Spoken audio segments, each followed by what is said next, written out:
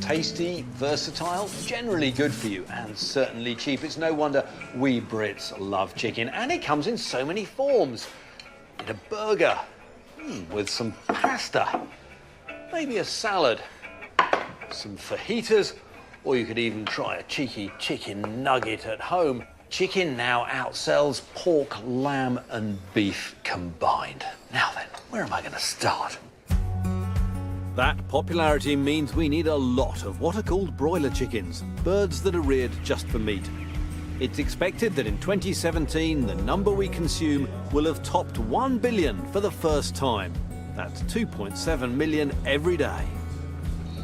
So, while many in farming struggle with unpredictable prices, changing demands or bad weather, chicken meat production is really booming. But it's not without some challenges. Headline news has reflected concerns about hygiene standards in the industry, along with questions about the American practice of chlorinated chicken. And then there are the ever-present concerns about animal welfare. How did we get to this point when, 50 years ago, chicken was a rare treat?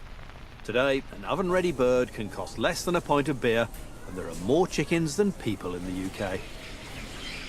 Well, to satisfy that demand, we need places like this. A shed which is home to 28,000 birds. Farmer Claire Bragg says breeding birds indoors makes for ideal living conditions, and this makes it a more reliable income than other livestock. So, Claire, what is it you like about this kind of farming? It's a wonderful way of actually rearing chicken. We're not weather dependent. We can keep the temperature right, the humidity right. We can give them exactly what they want in controlled conditions. And have we seen many farmers flocking, if you pardon the pun, to this kind of farming? Bad pun, but yes, we have. What we're tending to find is that the existing farmers are actually perhaps getting a little bit bigger rather than new entrants coming in. At 22 days old, they've yet to grow their adult feathers. They're halfway through their life here. But they're already phenomenal meat machines, gaining 70 grams in weight a day, the equivalent of a chicken burger. When I first walked in, I thought, wow, that's pretty full. You know, I can't see much of the ground. Yes. It's not quite carpeted, but nearly. But these chickens are going to grow, so it's going to get more densely packed in here, isn't it? Yes, it will do.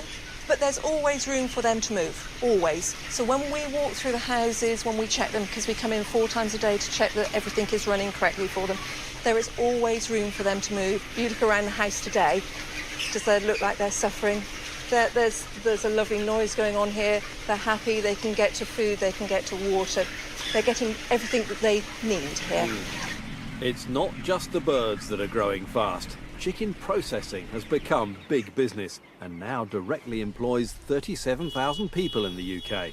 Cargill's in Herefordshire runs 18 hours a day, slaughtering and processing both free-range and intensive chickens. And we're about to show you inside in detail. Agricultural Director John Reid says animal welfare is important from the moment the live birds arrive. The area is quite dark to keep those birds calm. We want to get the birds into the factory as quick as we can so they spend as little time on the lorries. Once they're on the line, we take them through what we call our controlled atmosphere stunner, where the birds go into a chamber and the oxygen is slowly reduced, which allows the birds to gently go to sleep from which they don't recover.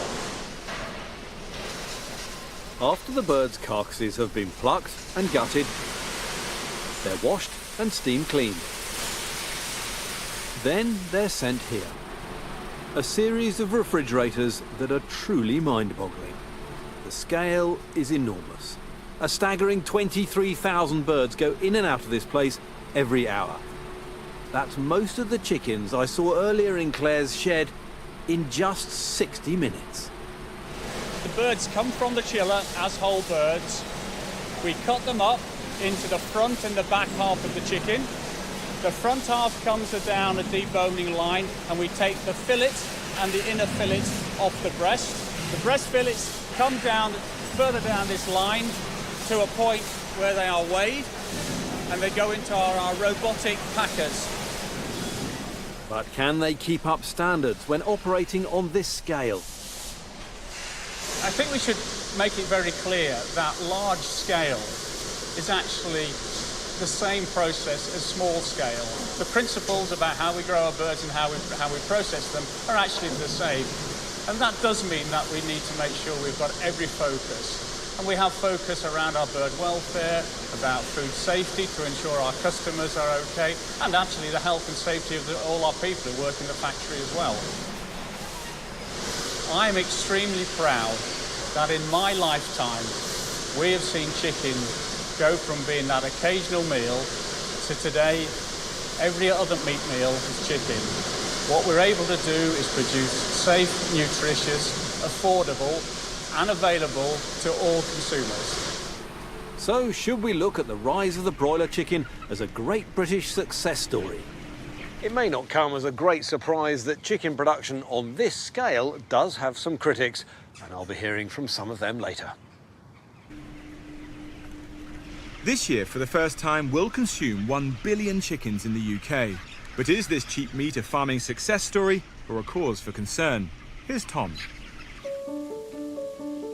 Here in the Herefordshire countryside, a flock of chickens head out for the morning on Rodmee's farm. It's lovely to see them, but they look a bit unconvinced on this chilly morning. They do indeed. And quite literally, they are having their feathers ruffled by this wind. Yeah. This is how many of us might imagine our chicken meat is grown. Organic and free-range birds spending much of their day outdoors. It's the other end of the spectrum from the large barns we saw earlier. So tell me, what do you like about this kind of farming? Because it's much closer to nature. Birds come out, they run around in the nettles, they run around in the grass, they like the shade in the apple trees, they use their legs, they use their breasts, they use their muscles, and that is where the taste comes from. And presumably they're eating a slightly greater variety of things as well. Oh, undoubtedly. Insects, Yes. grubs. Worms, Yeah. grass, nettles. We've got nettles growing here that we'd normally probably have taken out, but they like it. They like to go rummaging about in there. And this is what they do naturally. These birds take 70 days to reach full weight, nearly twice as long as intensively reared poultry. But chickens that live like this really are the exception. Fewer than 5% of our broiler chickens are either free-range or organic. And there's a big difference in the price. A 2-kilo broiler raised like this could cost anything from £7 to £17, whereas an intensively reared chicken can be as little as £2.25. And that's a big difference if you're thinking about your Sunday lunch. On you go. Our love of cheap and nutritious chicken has made poultry farming big business. But for some, it's not just about pounds and pence. There's another price to be paid. Phil Brook is from Compassion in World Farming. How does this compare, in your view, to the way most of our chicken meat is produced? Well, in the standard sheds, we have a problem of barren environments, not enough to do. We have the problem of not enough space, they get really crowded. And even if they did have that space, they probably wouldn't be able to use it because we bred them to grow faster than is good for their health. The animals don't have such a good life. You get a proportion of them that have levels of lameness.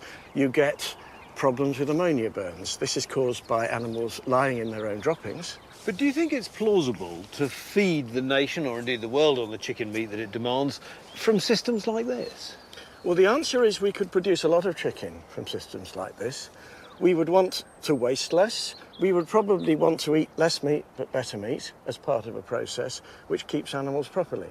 But that would be better for our health. That would be going in the direction that the health people are saying we should do. And what about the price? Because chicken from somewhere like this is much, much more expensive than from a broiler shed. So isn't what you're demanding going to put up the price of chicken? Cheap chicken comes at all sorts of other prices. You end up having to use more antibiotics. Cheap chicken for the consumer means rural poverty because you're putting less money into the rural community. But the industry is worth over £4 billion to the UK's economy each year.